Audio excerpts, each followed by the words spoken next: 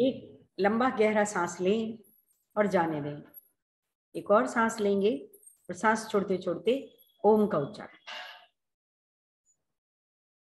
ओ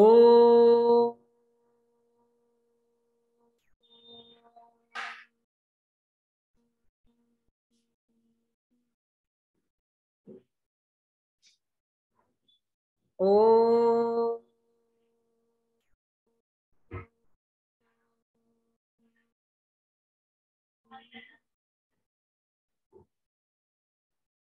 ओ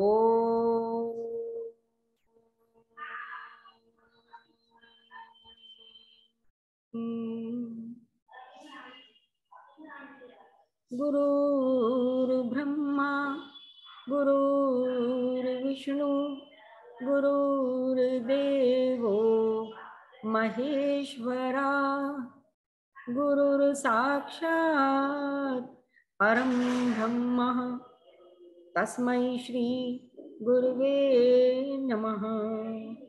ओम शांति शांति शांति।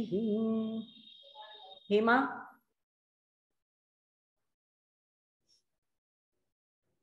और आज हम करेंगे 17वें अध्याय का 7वें श्लोक से शुरू। पहले थोड़ा सा जो हम पहले कर रहे थे उसकी प्रस्तावना जो लिखी है वो बताती हूँ, क्योंकि भूल जाते हैं कि पिछली बार क्या किया था। तो श्रद्धा त्रय विभाग योग है 17वां अध्याय। 1 से 6 श्लोक में उन्होंने, कृष्णा ने बताया, कई लोगों में ज्ञान बहुत होता है परंतु श्रद्धा नहीं होती। आपकी श्रद्धा ही आपका वास्तविक स्वरूप है। जैसी आपकी श्रद्धा होगी वैसे ही आप होंगे। यह श्रद्धा सात्विक, राजसिक और तामसिक कुछ भी हो सकती है। सात्विक श्रद्धा वाले देवताओं को भजते हैं, राजसिक श्रद्धा वाले यक्ष तथा राक्षसों को भजते हैं, तथा तामसिक श्रद्धा वाले लोग भूत प्रेतों को भजते हैं। यह हमने पिछली बार किया था, काफी डिटेल में किया था। आज करेंगे 7 से 10। इसमें बताया गया है सात्विक, राजसिक और तामसिक आहार कि केवल श्रद्धा जो है भाव और स्वभाव की वजह से नहीं आपकी बनती है, प्रकृति की वजह से नहीं बनती है। जैसी प्रकृति होती है वैसा ही आपका सात्विक, राजसिक और तामसिक आहार खाने का मन होता है।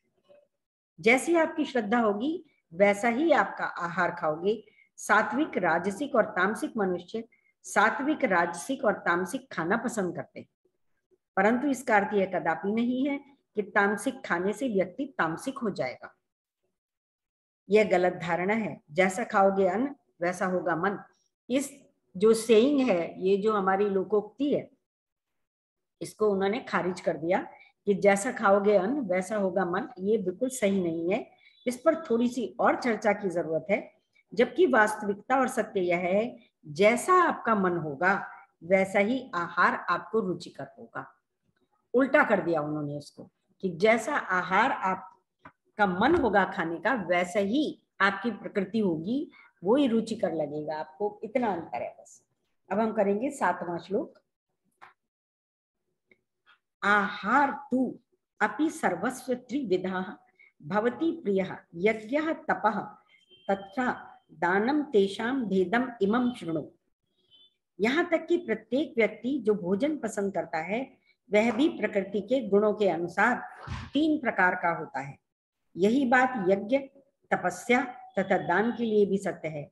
अब उनके भेदों के विषय में सुनो। कृष्ण बता रहे हैं कि अब उनका भेद के बारे में सुनिए, क्या क्या भेद है। In English, verily the food dear to all also is threefold, as also sacrifice, austerity, and gift. Do hear this, their distinction. जैसा कि पहले कहा जा चुका है, आप अपनी श्रद्धा का ही परिणाम हो। आप वही हो जैसी आपकी श्रद्धा है। सात्विक, राजसिक, तामसिक मनुष्य के विचार, इच्छा, कर्म इत्यादि उनके गुणों के कारण होते हैं। तत्पश्चात उनका जीवन स्तर भी सात्विक, राजसिक अथवा तामसिक ही रहेगा।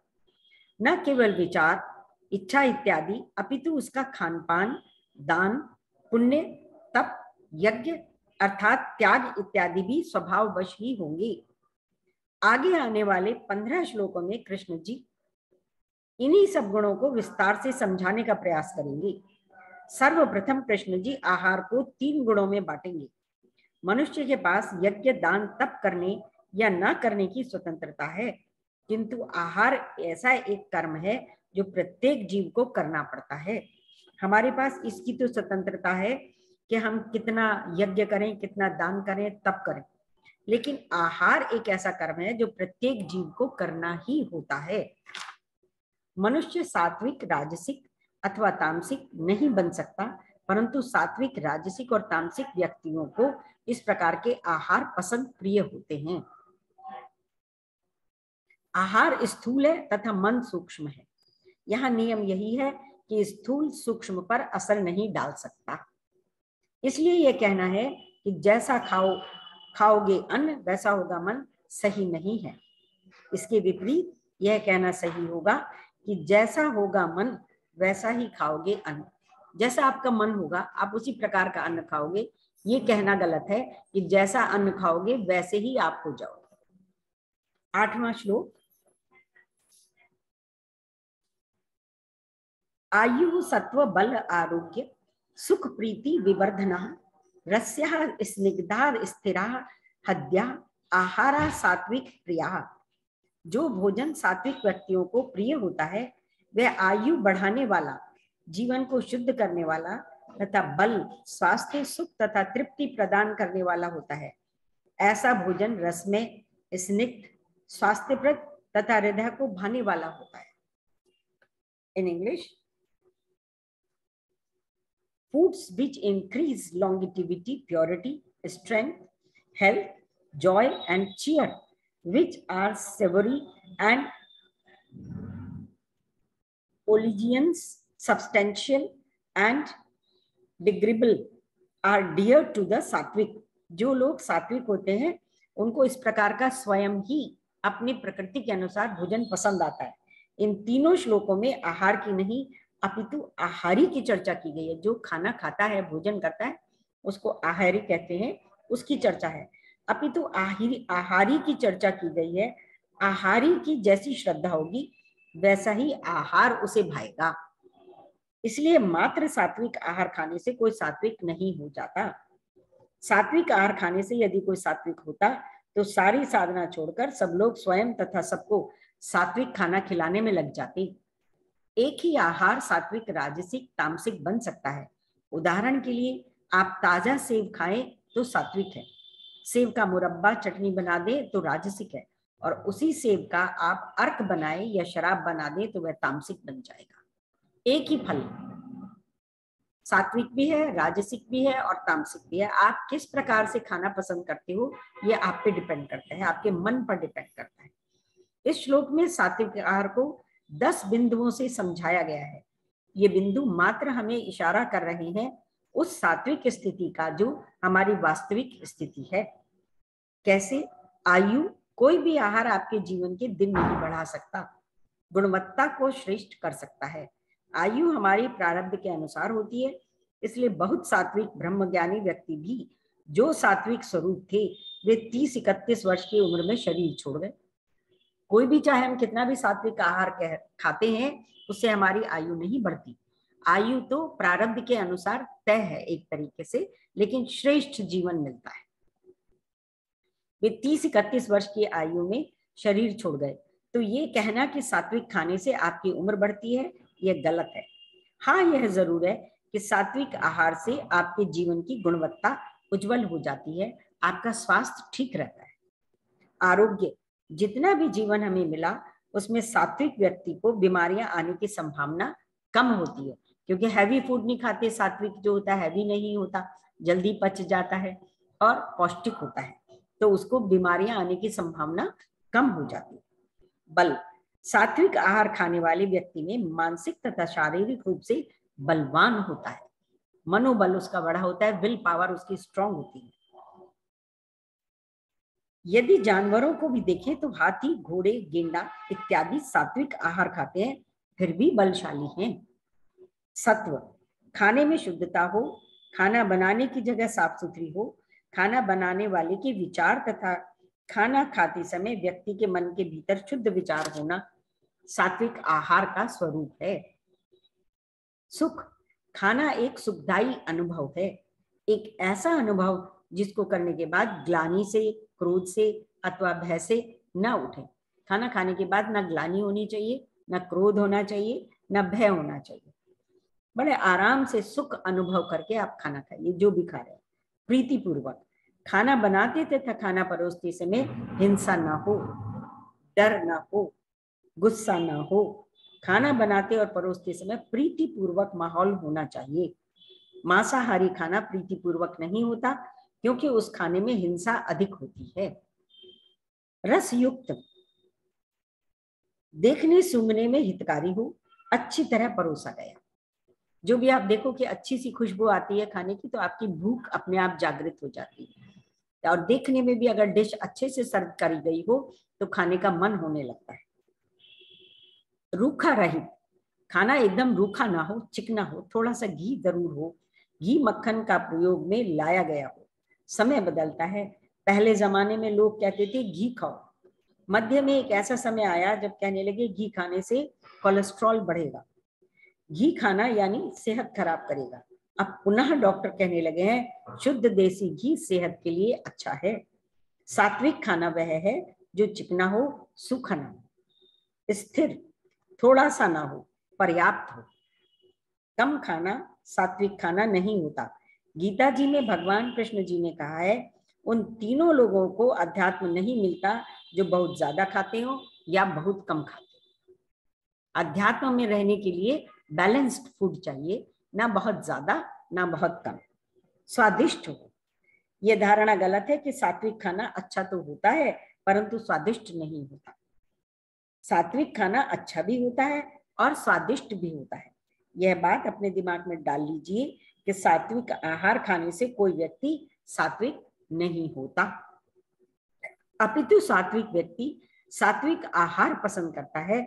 सब इस बात पर अवश्य चिंतन कीजिए कि जो सात्विक है उसे सात्विक आहार ही पसंद आता है। 9वां श्लोक।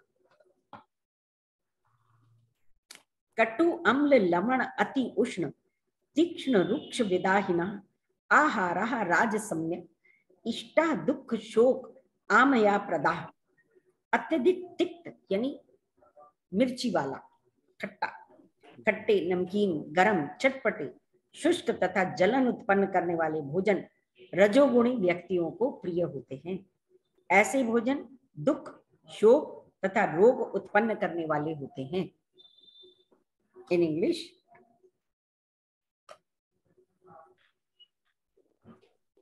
foods bitter, sour, salty, very hot, pungent, dry and burning, which produce pain, grief and disease are relished by the rajasic. जो राजसिक व्यक्ति होते हैं उनको तीखा, खट्टा, मिर्च मसाले वाला खाना पसंद होता है। कड़वा, कोई आहार मात्र कड़वा हो तो राजसिक नहीं होता। कड़वा से बिटर से मतलब जो तीखा होता है। उस आहार के आगे के परिणाम भी उसकी गुणवत्ता पर निर्भर करते हैं। उदाहरण के लिए करेला अथवा औषधि कड़वे होते हैं परंतु वह राजसिक नहीं है। यहाँ कृष्ण जी के कड़वे शब्द का प्रयोग करने का तात्पर्य शराब, मदिरा इत्यादि से है।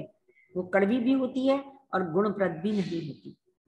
खट्टा, स्वाद को बढ़ाने के लिए ऊपर से नींबू, इमली, अमचूर इत्यादि वस्तुएं यदि डाली जाएं तो वह खाने को राजसिक बना देती है। अति नमकीन, खाने में बहुत अधिक नमक डालना उसे राजसिक बना देता है। अति गर्म, भारत में खाने को हाथ से खाने के पीछे यही कारण था कि मुंह में जाने से पहले हाथ उसकी गर्मी थोड़ी सी कम कर दें। बहुत गरम गरम खाने को जिसको शौक है तो वह खाना सात्विक नहीं राजसिक की श्रेणी में आ जाता है। जब हाथ से खाते हैं तो ज्यादा गर्म बाइट आप मुंह में रख ही नहीं सकते, वो ऑटोमेटिकली थोड़ा सा ठंडा हो जाता है। तीक्ष्ण, तीखा खाना राजसिक खाना माना गया है। रूखा, ऐसा खाना जिसमें दूध, घी आदि का इस्तेमाल ना हो वह रूखा खाना है। जला हुआ, जैसे सिजलर है, कबाब है, टिक्की है आदि आधे जले खाने की श्रेणी में आते हैं। राजसिक भोजन को बनाने खाने के उपरांत दुख, चिंता, शोक, रोग, क्रोध इत्यादि होता है। जिसने भी इस तरह का आहार लिया तीखा, उसके बाद या तो जलन होने लगती है या पेट में जलन होने लगती है या डकारें ऐसी आने लगती हैं, तो भोजन बनाने से पहले चिंता होती है कि वह खाना स्वादिष्ट होगा कि नहीं। जब हम राजसिक खाना बनाते हैं, टेस्टी खाना बनाने जा रहे हैं, तो थोड़ी चिंता होती है कि ठीक बनेगा कि नहीं बनेगा। खाना खाते समय खाने से पहले खाने की सजावट पर ध्यान होता है। ये भी एक मन में डर होता है, कैसी सजावट करें, ये करें वो करें, ये सब राजसिक है। और खाना खाने के उपरांत यदि सम्मान न मिले तो क्रोध, शोक अथवा दुख उत्पन्न होता है। इतनी मेहनत करी, इतने सुंदर से सजाया, सारी डिशेस को रखा और फिर भी एप्रिसिएशन नहीं मिलता, तो मन के अंदर ग्लानि और क्रोध आता है। अंततो गत्वा राजसिक खाना भोग के लिए बनाते हैं, परंतु भोग में फंस जाते हैं।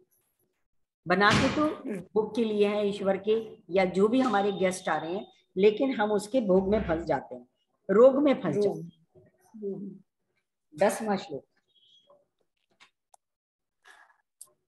यात यामम गत समम पूर्ति पर्युषितम च यत् उच्छिष्टम अपि च अमेध्यम भोजनम तामस प्रियम। खाने से 3 घंटे पूर्व पकाया गया स्वादहीन, वियोजित एवं सड़ा, जूठा तथा स्पृश्य वस्तुओं से युक्त भोजन उन लोगों को प्रिय होता है जो तामसी होते हैं।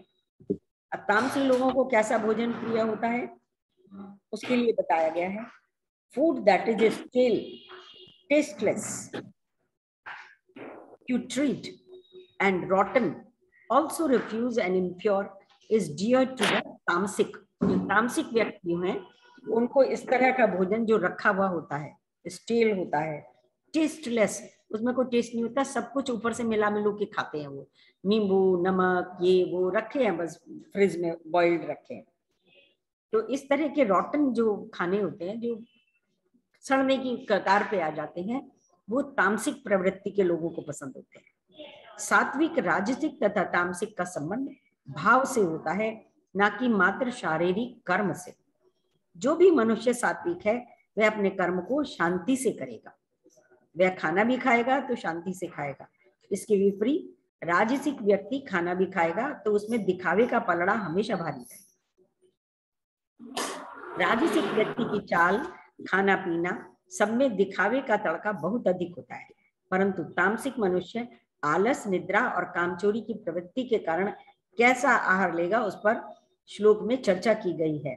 आगे जो अगला आ रहा है, वो तामसिक व्यक्ति कैसा खाना लेगा, उसके ऊपर चर्चा की गई है। अधपका, यहाँ यम 3 घंटे का होता है।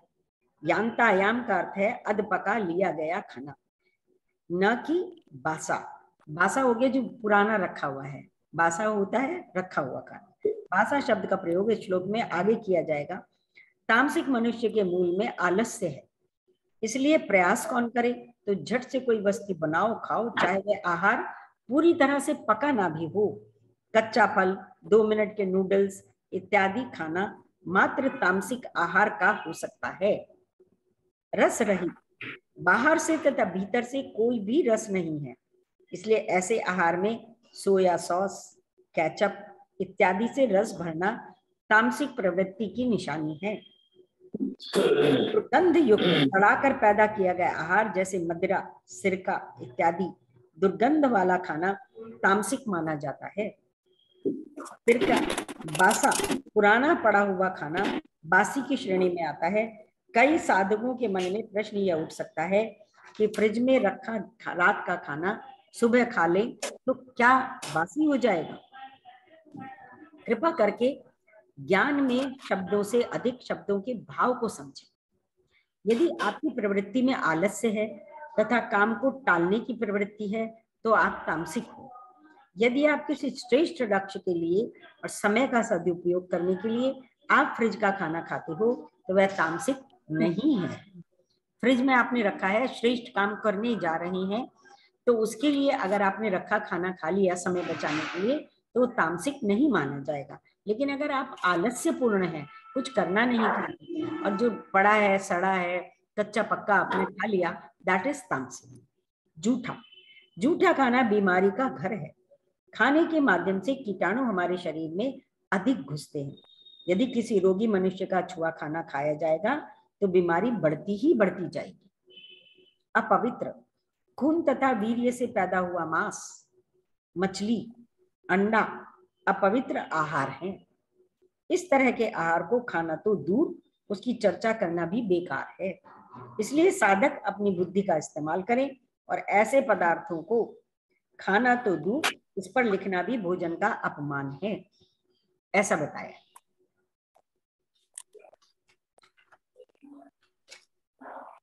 तो 11वां श्लोक, सात्विक, राजसिक, तामसिक यज्ञ। यज्ञ को भी 3 श्रेणियों में रखा गया है। सात्विक श्रेष्ठ लक्ष्य के लिए जीवन त्याग देते हैं, राजसिक स्वार्थ के लिए जीवन का त्याग करते हैं, तामसिक व्यर्थ की चीजों और विषयों के लिए जीवन को व्यर्थ कर देते हैं। कितनी सुंदर व्याख्या है। यज्ञ को भी 3 श्रेणियों में रखा गया है। सात्विक श्रेष्ठ लक्ष्य के लिए जीवन त्याग देते हैं, राजसिक स्वार्थ के लिए जीवन का त्याग करते हैं और तामसिक व्यर्थ की चीजों के विषयों के लिए जीवन को व्यर्थ बताते। एक गाड़ी खरीदी, फिर दूसरी खरीदी, एक बंगलो खरीदा, फिर दूसरा खरीदा, एक फैक्ट्री, फिर और लगाते चले जाते हैं, उसके लिए जीवन को व्यर्थ कर देते हैं। 11वां श्लोक,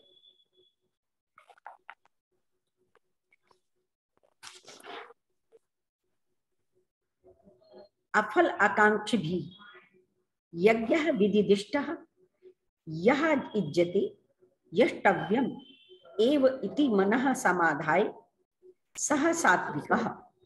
यज्ञों में वही यज्ञ सात्विक होता है जो शास्त्र के निर्देशानुसार कर्तव्य समझकर उन लोगों के द्वारा किया जाता है जो फल की इच्छा से नहीं करते।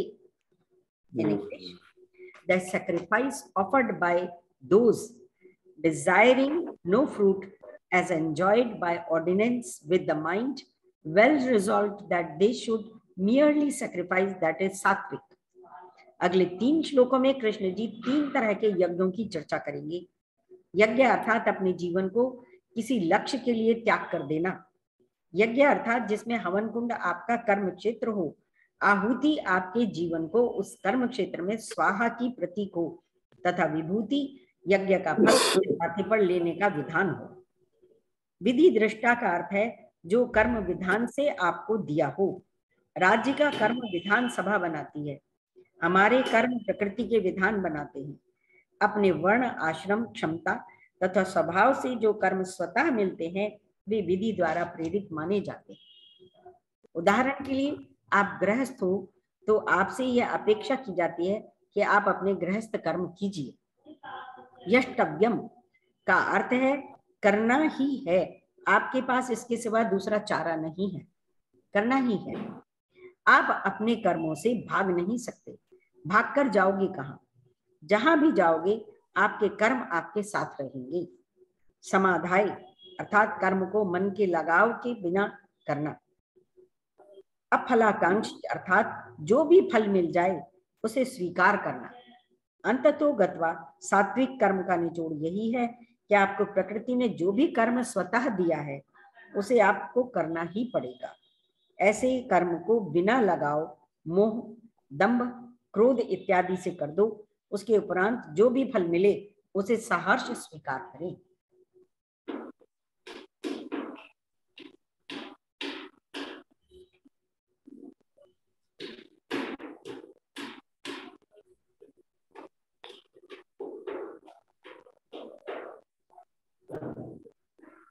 उसे सरमाथे पर ले लें और वह कर्म सात्विक की श्रेणी में आ जाएगा। आज के लिए बस इतना ही। और अब हम चर्चा करते हैं।